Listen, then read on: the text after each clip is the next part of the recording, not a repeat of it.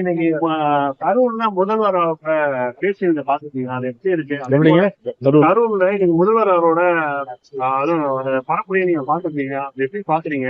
அதே போல வந்து பாத்தீங்கன்னா அந்த கரூர்ல இருந்தவங்க வந்து பாத்தீங்கன்னா அரசு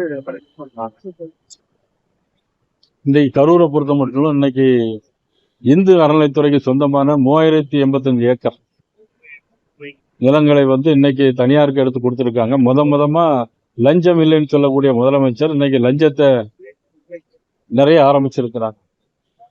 அது மட்டும் இல்ல, 41 பேருக்கு வேலை வாய்ப்பு கொடுக்கறது எங்களுக்கு எந்த விதமான ஆட்சேபனையும் கிடையாது. அதே நேரத்தில் போக்குவரத்து துறை, மின்சாரத்துறை மற்றும் வருவாய்த்துறையிலிருந்து லீகல் கேர்ஸ் வாரிசு அடிப்படையில் பணி கொடுக்க வேண்டியவர்களுக்கு நிறைய பேர் கொடுக்க வேண்டியது.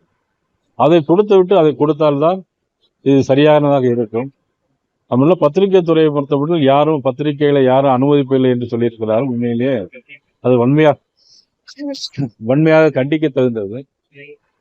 முதலமைச்சர் லஞ்ச ஊழல் சொல்லிட்டு லஞ்ச ஊழல் இன்னைக்கு எல்லா துறையிலும் இன்றைக்கு ஆரம்பித்து வைத்திருக்கிறார்.